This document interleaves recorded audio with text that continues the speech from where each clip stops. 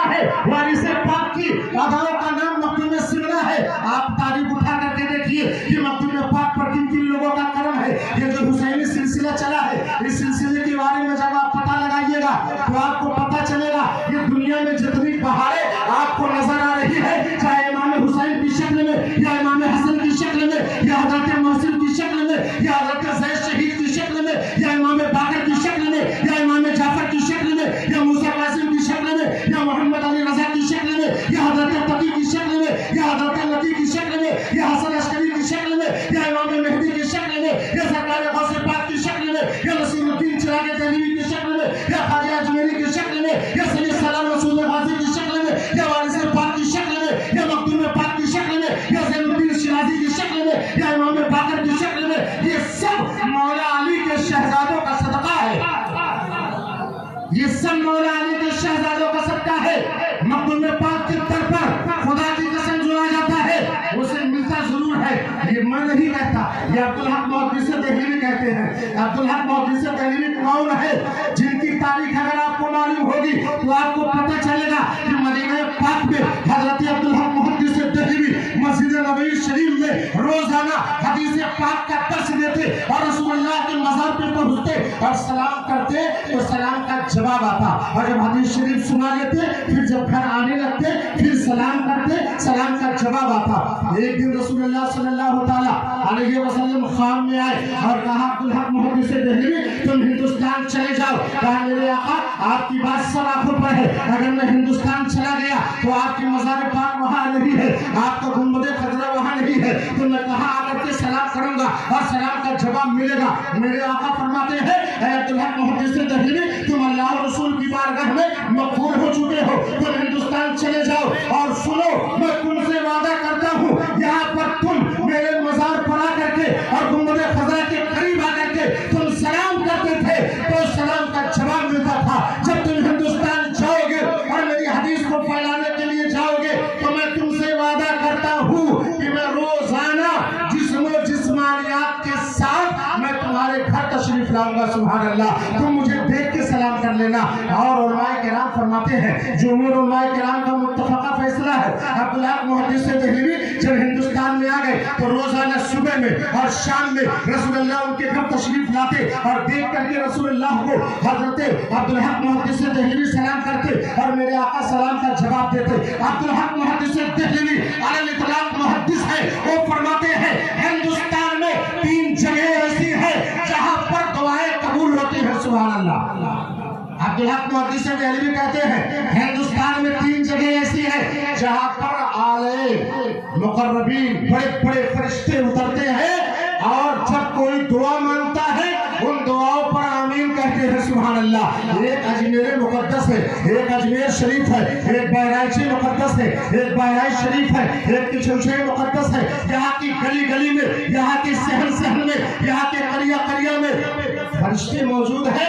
جب بھی آپ کوئی دعا کرتے ہیں تو فرشتے آپ کی دعا پر آمین کہتے ہیں۔ سبحان اللہ، ہندوستان کی 3 جگہ ایسی ہیں جہاں پر فرشتے ہمہ وقت دعا پر آمین کہتے ہیں۔ ایک اجمیر ہے، وہ بھی مولا علی کے شہزادے ہیں۔ ایک سید سالار رسول غازی کا دیار ہے بہرائچ شریف، وہ بھی مولا علی کے شہزادے ہیں۔ ایک مخدوم سمنا ہے، یہ بھی مولا علی کے شہزادوں میں ہے۔ میرے دوستوں، مخدوم پاک رضی اللہ تعالیٰ عنہ کی کرامت آپ نے بہت سنا ہوگا، مخدوم پاک کے وقار کو آپ نے بہت سنا ہوگا، ان کے جہاد کو آپ نے بہت سنا ہوگا، ان کے مشن کو آپ نے بہت سنا ہوگا، ان کے تاریخی سلطنت ہونے کو آپ نے بہت سنا ہوگا، غوث العالم ہونے کو آپ نے بہت سنا ہوگا۔ میرے دوستوں، مخدوم پاک کا مقام و مرتبہ اتنا اونچا ہے، اتنا اونچا ہے کہ عبدالرحمن چشتی نے لکھا ہے یہ اولیاء مسجد جو مخدوم پاک کے بغل میں ہے، خدا کی قسم اس مسجد میں بڑے بڑے اولیاء کرام یہاں تک کہ صحابہ کرام تشریف لاتے ہیں۔ سبحان اللہ، ایسا دیار ہے یہ۔ اس لیے صرف آپ سے میں اتنا چاہوں گا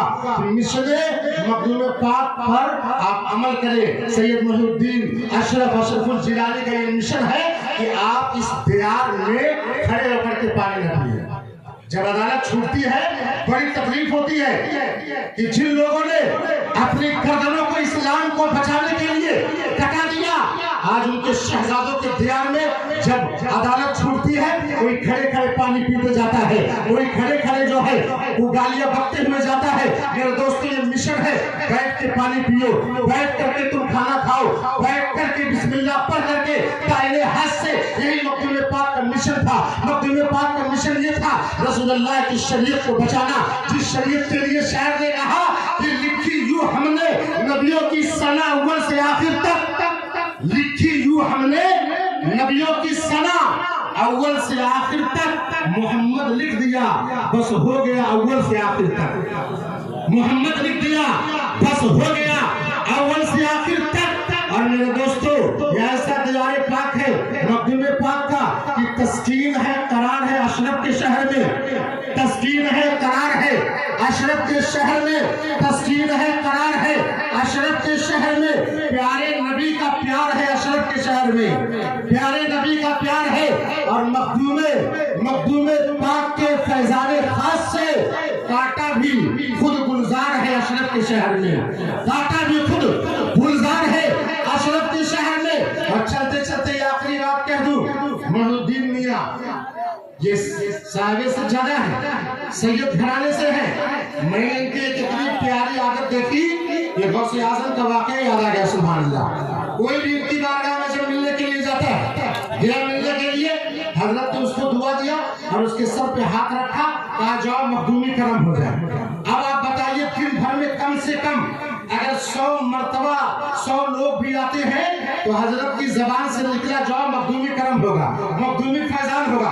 اب سنو سرکار غوث پاک جن کے اوپر صدیقی فیضان، فاروقی فیضان اور مولا علی کا فیضان، عثمانی فیضان، یہ جو نسل کی چھمچھے میں چلتی ہے یہ سرکار غوث اعظم کی نسل ہے سبحان اللہ، یہ انہی کے شہزادوں کی، انہی کے نسلوں کی نسل یہ چھمچھے مقدسہ میں چل رہی ہے۔ موقع ہوتا تو میں بتاتا غوث اعظم کو اللہ نے اتنا جھوٹا ولی بنایا ہے کہ غوث اعظم صدیقی بھی ہے، فاروقی بھی ہے، عثمانی بھی ہے اور مولا علی کے شہزادوں میں بھی ہے سبحان اللہ۔ تو پتہ کیا چلا کہ چھمچھے مقدسہ میں فاروقی فیضان بھی برستا ہے، علوی فیضان بھی برستا ہے، عثمانی فیضان بھی برستا ہے، صدیقی فیضان بھی برستا ہے۔ اور میرے دوستو ٹائم ہوتا تو میں بتاتا تو سرکار غوث اعظم کی بارگاہ میں ایک آدمی آیا، کہا میرے گھر بڑی پریشانی ہے، بہت زیادہ میں پریشان ہوں، بہت زیادہ میں بیمار ہوں، بہت زیادہ میرے گھر بے برکتی ہے۔ تو سرکار غوث اعظم نے کہا ایک کام کرو، اپنی بچیوں سے کہہ دو یا فاطمہ یا فاطمہ یا فاطمہ یا فاطمہ یا فاطمہ یا فاطمہ، صبح شام 100 مرتبہ پڑھ لیا کرے۔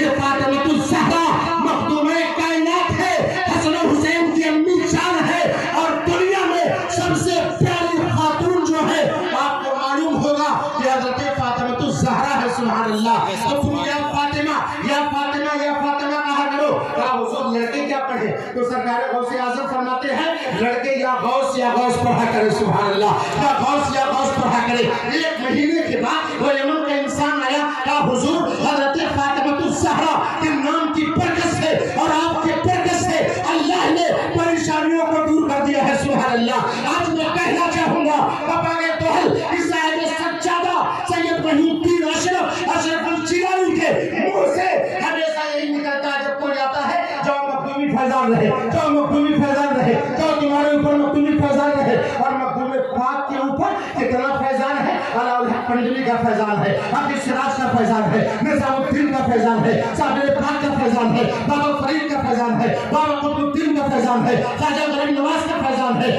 500 ولیوں کا فیضان لے کر کے جو کہ چھمچھے مقدسہ آیا ہو اس ولی کو تاریخ السلطنت مخدوم اشرف جہانگیر سرناری کہتے ہیں۔